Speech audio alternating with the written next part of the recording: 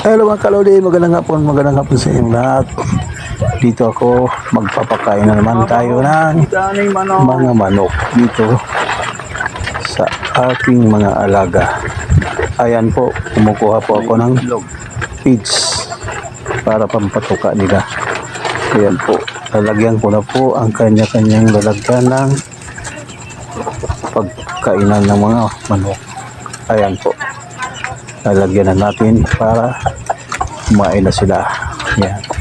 Bali umaga at hapon lang ako nagpapatuka ng manok at papakain po. Dahil aksaya lang po yan pagkatanghali. Kasi hindi naman naubos ang ano. Yan po, may itlog na po yung ano po, yung inahing manok. Iniipon ko po yan para madami na ang kanilang mga itlog. Kasi wala pa sila